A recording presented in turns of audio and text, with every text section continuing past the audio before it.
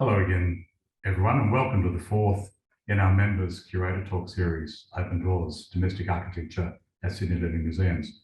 So glad you're able to join us again. My name is Ian Ennis. I'm Director of Capital Programs with Sydney Living Museums. I'd like to begin today by acknowledging the traditional custodians of the land from which we are presenting, the Gadigal people of the Eora Nation, and to pay my respects to the elders past, present and emerging. And I also extend that respect to the traditional custodians of the lands from which you're all watching and listening. We're nearing the end of our series of investigations into the design and architectural history of some of the houses Sydney Living Museums owns and manages. Today we'll be hearing from Scott Hill, who will explain the fascinating evolution of Elizabeth Farmhouse from a simple three-room farmer's cottage through a seemingly endless series of renovations and refurbishments carried out by John MacArthur and his saintly wife, Elizabeth.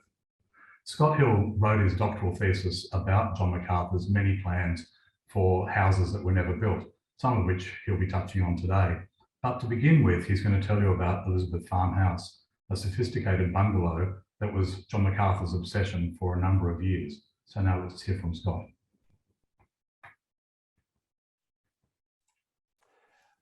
Well, hello everyone. Welcome. Thanks for joining us today for this talk on Elizabeth Farm. I'm just going to share my screen, so bear with me for just a moment.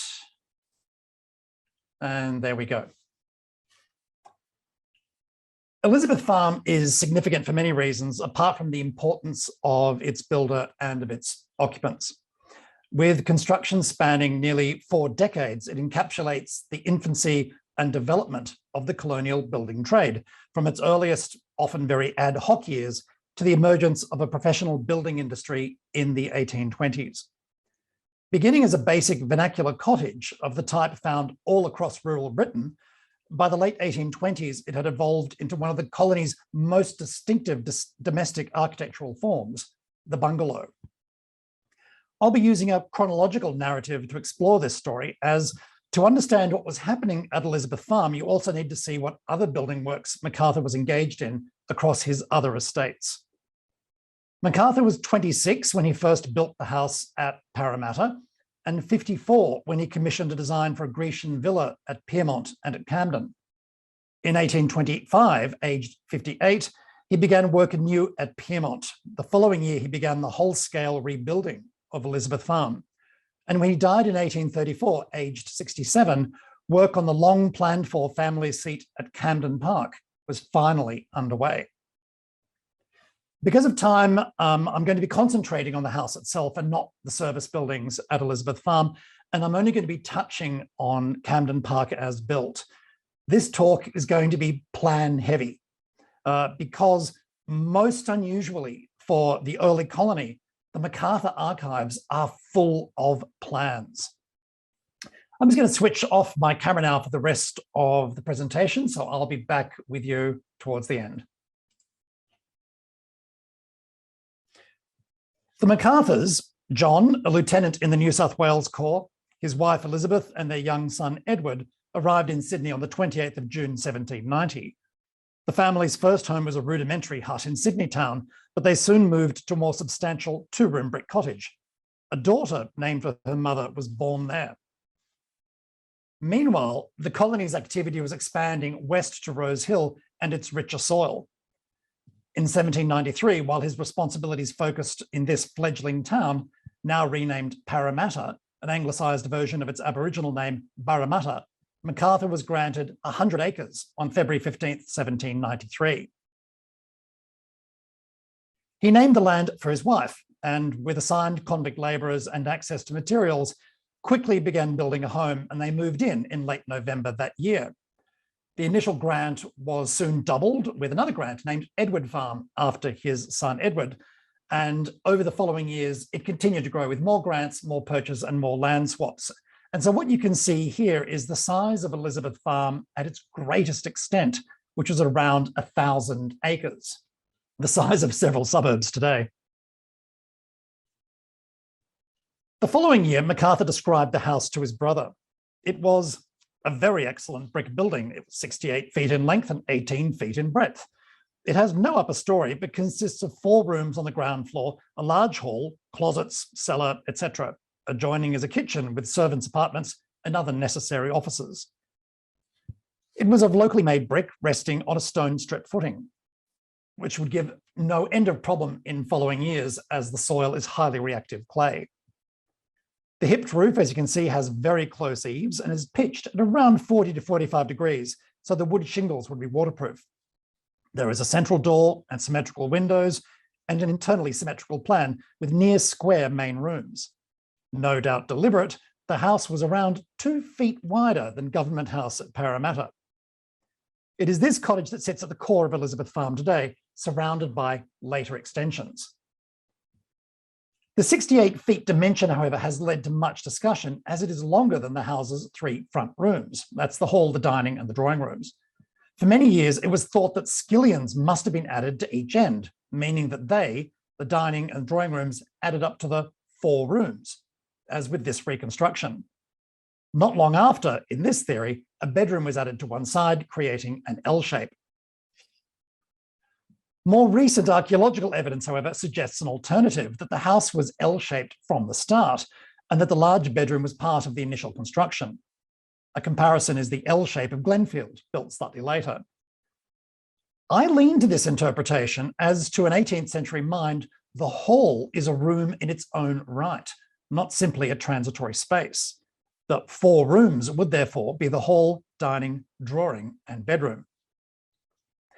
Further, the areas suggested for the hypothetical skillions are highly disturbed, so it is most unlikely that any physical evidence for their existence could ever be found.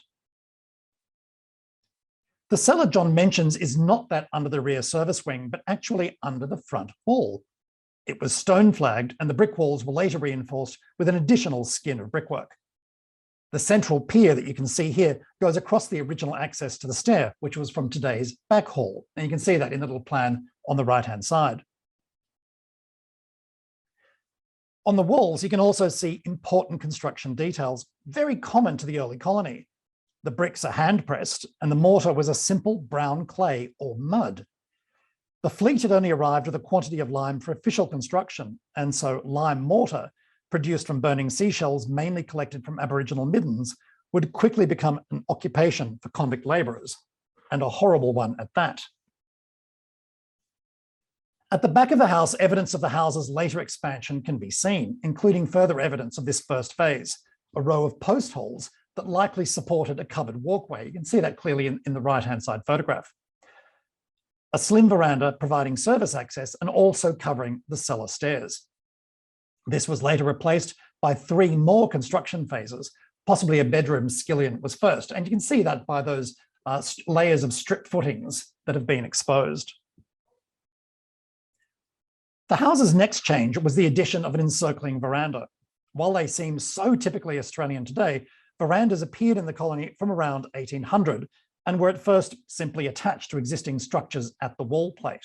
And that's where you can see in the left-hand picture where that red arrow is pointing. Unlike many houses, at Elizabeth Farm, this was possible, as the external walls were quite high, and the house also sat on a low mound. For a lower house, this was just impossible, as the necessary pitch for the veranda meant you would have to crouch to get under the eaves. Along with works to the rear and the service wings, this is now largely how the house appeared for some 15 years, while MacArthur was overseas, first for duelling with his commanding officer, and then in the aftermath of the 1909 overthrow of Governor Bligh. Works during this time were overseen by Elizabeth MacArthur, including a new kitchen wing built after a fire, with invoices and payment notes giving valuable information as to what exactly was going on and by who. In this important view by Joseph Lycett, we see the house as it appeared around MacArthur's return in 1919, and you can see the veranda very clearly, and also the substantial service buildings behind the house. Their appearance and their orientation is very confusing though, and only approximates what was actually there. The octagon that you can see to the right is a smokehouse for preserving meats. From this point on, major changes were undertaken. Once MacArthur's health had returned, he put his mind to building and the creation of a suitable residence for his family, and especially his long-suffering wife. He was thinking big and ambitious. Despite questions over his origins, MacArthur and his family were firmly of the colonial gentry's uppermost tier. Following the British lead, the gentry expressed itself spatially through the possession of land and the creation of buildings and landscapes. A raft of advice books and treatises advised on how to do this, and especially on the application of taste, and that's taste with a capital T, another indicator of the owner's social rank. Slightly later in date is this advice from John Claudius Loudon. Every country gentleman ought to have some knowledge at least of architectural drawing, so as to be able to design the buildings to be erected upon his estate, which are now often built from the coarse plans of ignorant workmen. Drawing would give him a taste for the picturesque and enable him to improve judiciously his park and grounds and understand the beauties of the natural scenery around his place. While MacArthur was not a professional designer, he was an informed and interested amateur. His own drawings range from fairly crude sketches, little more than outlines, to basically ruled plans. They show an awareness of spatial arrangement, if not the implications of construction, that came with professional training. It is this knowledge gap, of which he himself was acutely aware, that led to his employment of designers who could translate his ideas to a buildable form, or as Broadbent termed them, his amanuenses. Though these architects, builders, and draftsmen came and went, the one constant that extends through the design process was MacArthur himself. In 1820, he employed Henry Kitchen, who had arrived in Sydney in December 1816. In London, Kitchen had briefly been a student under James Wyatt, the senior of the prodigious Wyatt dynasty of architects, who counted George IV amongst his clients. Dated May the 6th of that year, this drawing is for a Grecian villa, thought to be for MacArthur's Piedmont estate, and was of a scale unlike anything else in the colony. MacArthur had been in England while the Greek revival was at the absolute height of fashion, and the details were drawn from Kitchen's extraordinary architectural library, which included copies of Vitruvius, a full set of Palladio, the works of Serlio, Isaac Ware, a volume of the Antiquities of Athens, and another by John Soane. It was very high-end. None of your Papworths or Batty Langleys here. This section also survives in the Camden Park Archive. It shows a succession of spatial experiences as he moved through the house, from a double-height Doric portico to a round coffered and domed vestibule, to a double-height oval saloon with a geometric stair and lantern, which instantly recalls Elizabeth Bay House, with a balcony supported by a screen of columns, and culminating in a drawing room with French doors facing onto the exterior. Relocated to Camden, the villa then went through a series of variations. This drawing, for instance, shows the house with a reduced frieze and an extensive service range extending to the left. Under the elevation, however, is a palimpsest, layers of drawings erased and then withdrawn and then redrawn. Paper was expensive, but these drawings can still be made out with close examination. Reconstructed, this is the original plan that Kitchen drew and which was possibly erased by MacArthur, who then sketched over the top. To the right, then, are plans by Sir John Soane that show the source of the design. They were published in a 1788 folio, of which Kitchen owned a copy.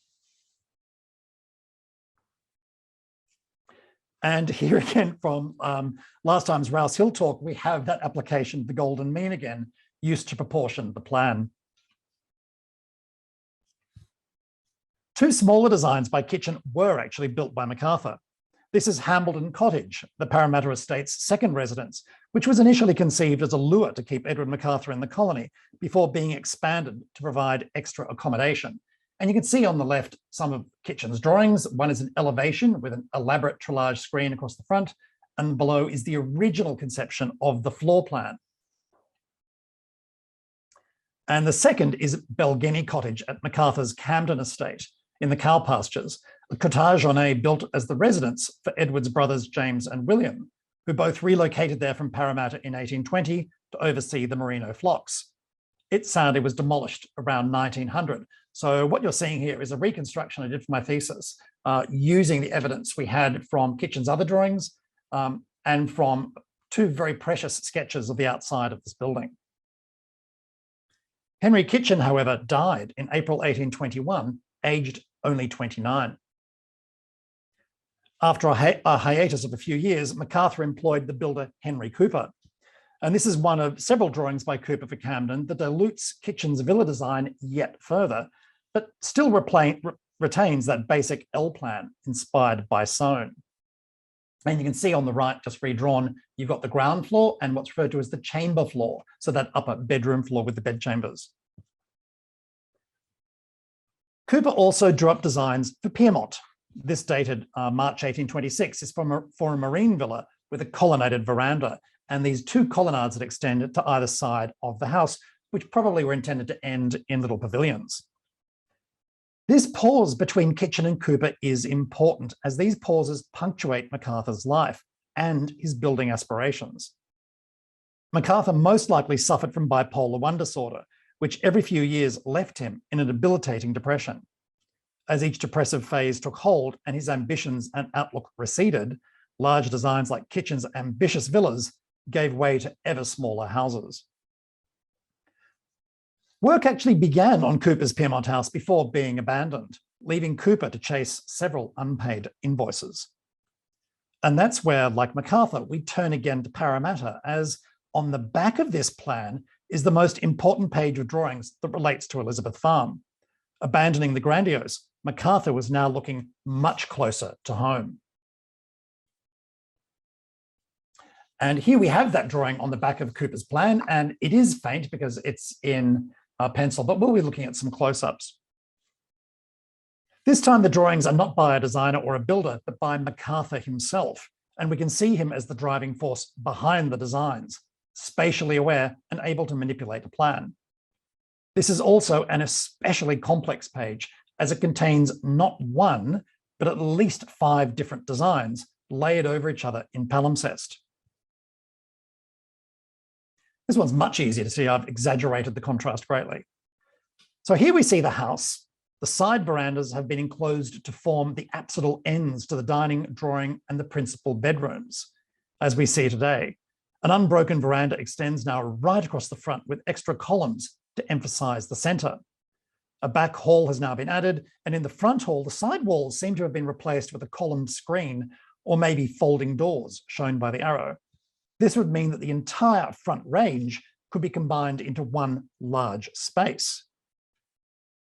And here is that end to the drawing room, as sketched around 1855 by Elizabeth MacArthur Jr. On the left, and as it appears today on the right. The enclosed east side of that original veranda is the space beyond the archway, now covered by a coved ceiling, as it is in the opposing dining room. But it's here in a nearly erased secondary drawing that we see the veranda ends enclosed to form the dining and the drawing room closets.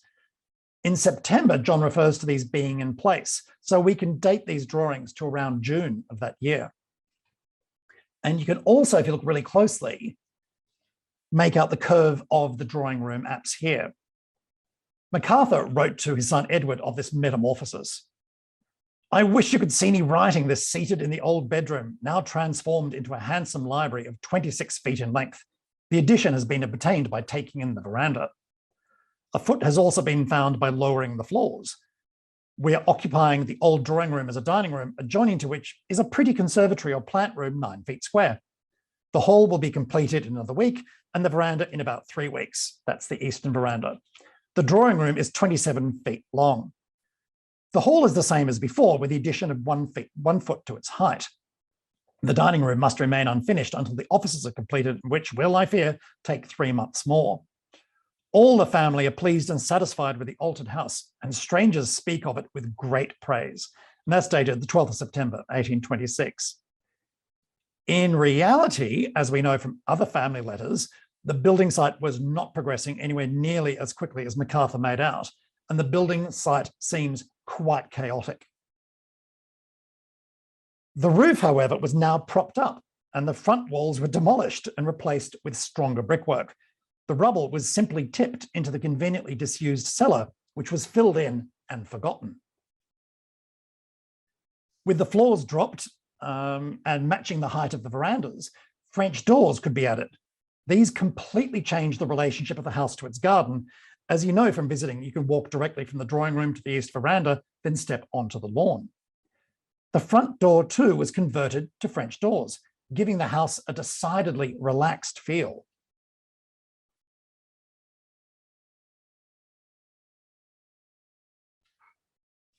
And if we look at the two little diagrams to the top, you can see what is actually happening now at the top. There is a significant change to the veranda pitch as well. You can see on the left, the original veranda, which extended from the top of the wall plate, has been demolished and been rebuilt, now starting halfway up at the top of the original wall pitch. So it gives it a much broader, more gently sloping feel. What this also means is that this replacement now with a higher veranda pitch has meant that a large section of that original roof was enclosed and preserved. And if you look at the photograph on the right, which is above the back hall, you can see original shingles, casuarina shingles, and a section of what was once an external wall still painted in its original yellow ochre lime wash. And also clear, as you can see here, is the line of the original back skillion, that back awning that once covered the stairs to the cellar. So remarkable survivors that we see back up here. The front veranda as well now featured stout turned timber Greek Doric columns, which gave the space the feel of a classical loggia draped in Greek vines. Along with the front French doors, the columns were replaced later in the century. And I have to confess that if I could change one thing at this house, it would be to reinstate these columns. A new veranda was also added to the eastern side. It had a graceful tented roof, so named because its curve resembles draped tent fabric. And indeed, when first constructed, it was roofed in oilcloth. While today the veranda is supported by cast iron posts, its stone flagging retains clues to its earlier appearance. The series of small square holes, mostly in pairs, is all that remains of treillage, highly direct decorative timberwork that was a feature of Regency domestic architecture, as seen in this painting dated 1860. Twinned posts, framing diagonal latticework, supported arches containing a sunburst motif.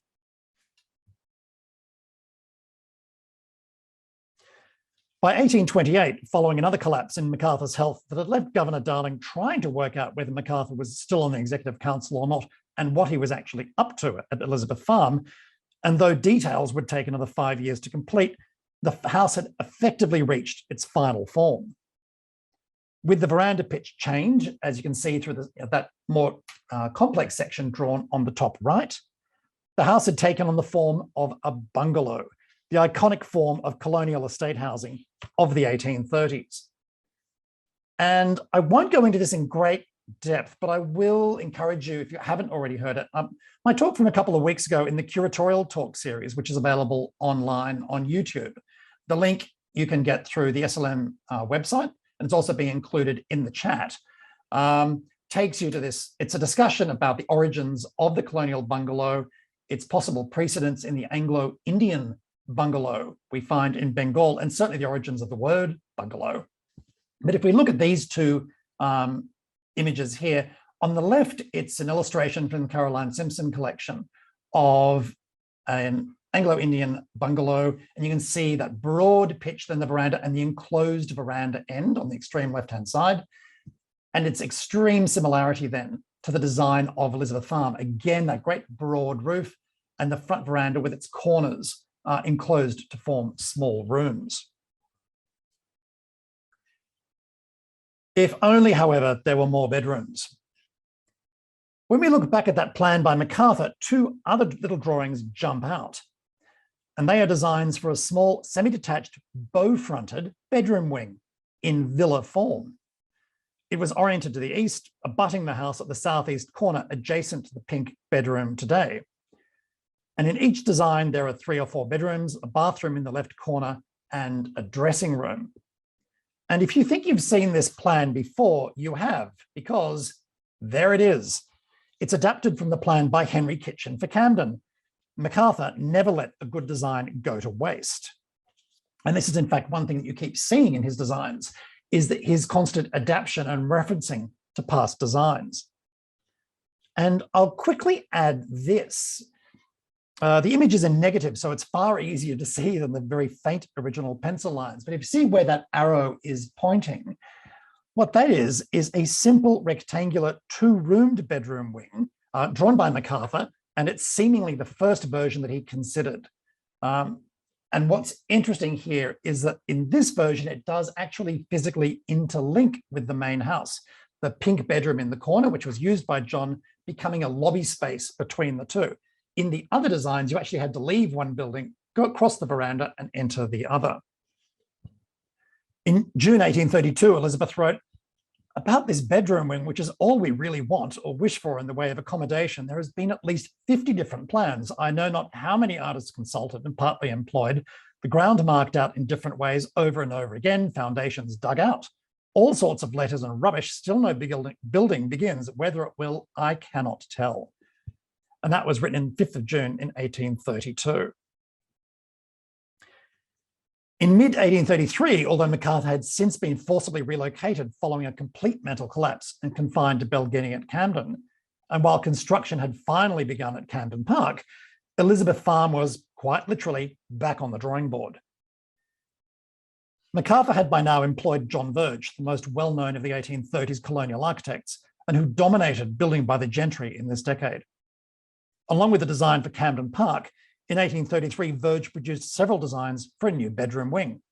And you can see part of the costs for that on the left-hand side. That's a transcript from his Verger, and you can see intermingled, there's different expenses for Camden, along with different works for Elizabeth Farm, such as a new coach house.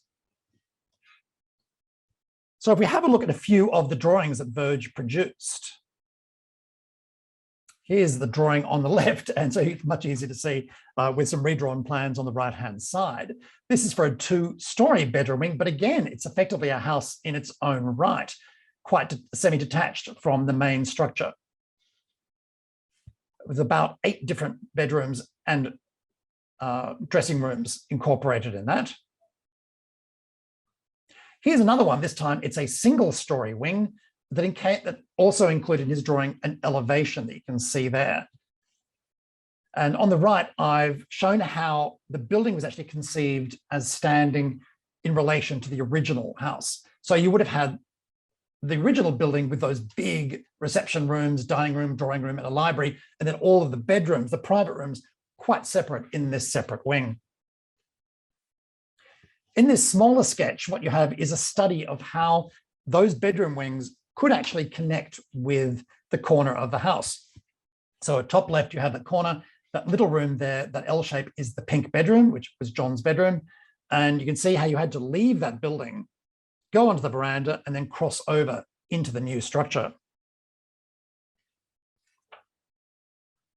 An archaeological test trench of the area, however, found that despite the digging mentioned by Elizabeth, no construction ever began on any of these designs. John's new library was to remain a bedroom, as it is seen today. Elizabeth Farm had reached its final form. John died in 1834, watching Camden Park being built. Verge would oversee the final details left over from the works of the 1820s, such as architraves, and Elizabeth stayed on at Parramatta, which would be her home now for the rest of her life. Thank you.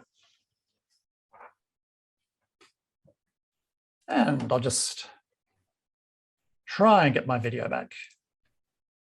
There I am. Thanks, Scott. What an extraordinary story, and amazing that the house is so richly documented. It's quite extraordinary. You don't see this degree of plans surviving outside of, say, government buildings, so in official government records, or possibly with families like the Scott brothers, who showed an interest in architecture. But to find such an extensive archive using so many different designers and for so many different projects, and to be able to see the links between all of those designs carried through is absolutely unique. It's quite extraordinary. And amazing that you've been able to bring them all together in this sequence and explain their evolution. So thank you. I think you're also saying that there's a story behind the drawings from the Camden Park Archive. Oh, yes. Oh, this is a great story. some of those drawings, like that fantastic section of Henry Kitchen's Piermont Villa, they were unknown until relatively recently, when an archivist who was working at Camden Park was looking at a chest of drawers that had come back to the house from a different MacArthur property. And he opened the drawers and he noticed that there was lining paper inside the drawers. He went, So he had a look, peeled up one corner and looked, and to his astonishment, it was a plan. And he looked in the next drawer, it was a plan. And he looked in the next drawer and it was a plan. And very carefully, he was able to unpeel all of those. And what it revealed was two completely unknown sets of drawings by Henry Cooper for the house at Camden, and this extraordinary design by Henry Kitchen for the section of that great villa. And it contains so much information, we're able to recreate the interior and show the link straight through to John Soane's drawings. It was extraordinary find. I can only imagine how excited he must have been when he found those.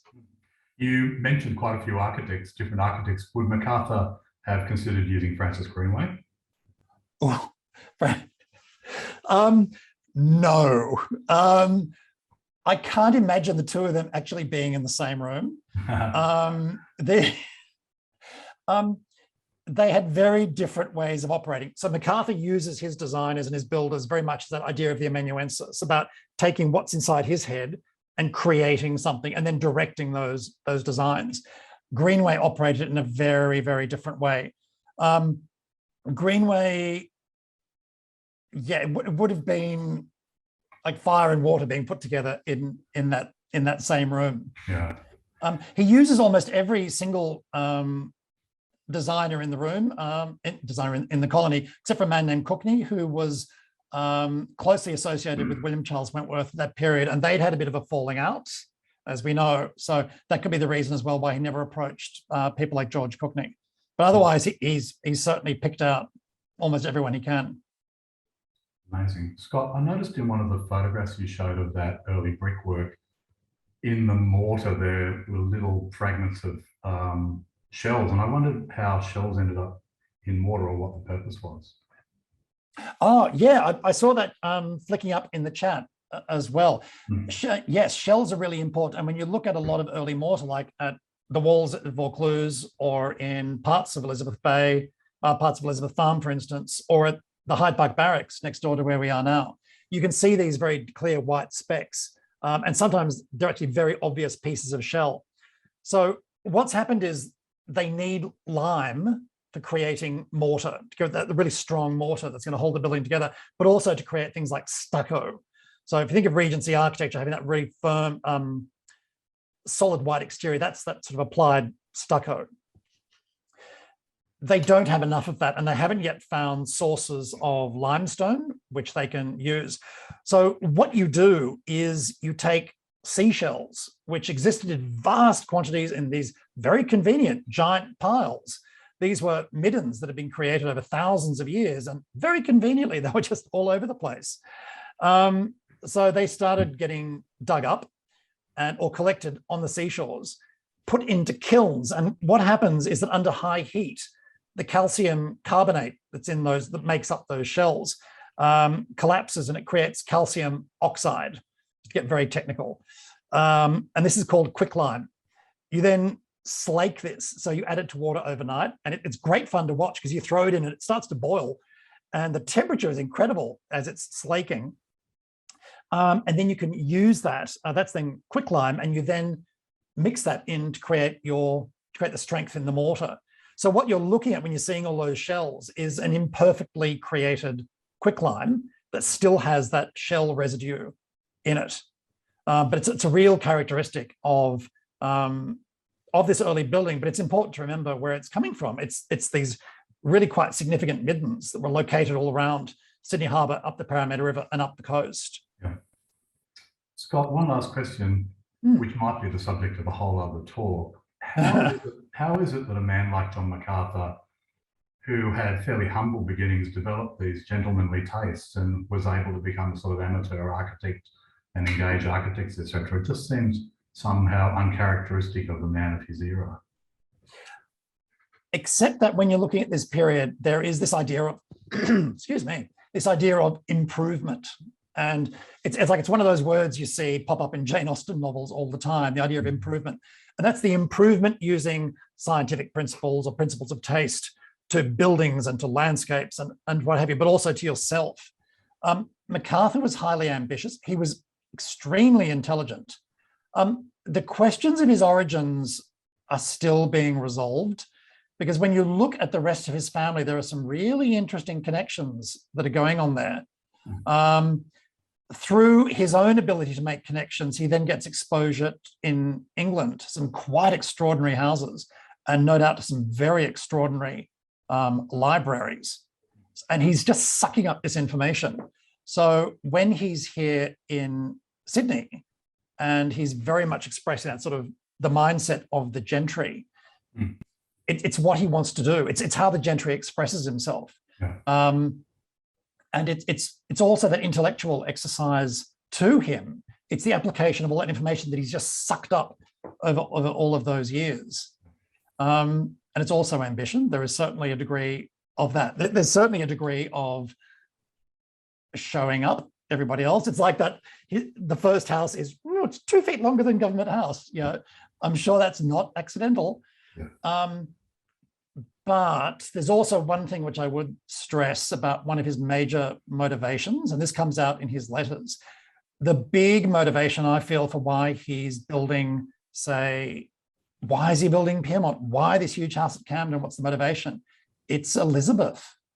When you read his letters, he says things like he's going to devote the rest of his life to repaying her for what she's gone through on his behalf. He's acutely aware that the 1810s was not a pleasant time for her. And he knows that he's not, the easiest of people to live with. Yeah. So this is all as well, I think, heavily for her benefit, the creation of these extraordinary buildings. Yeah, she was definitely an extraordinary woman, what she had endured over those years.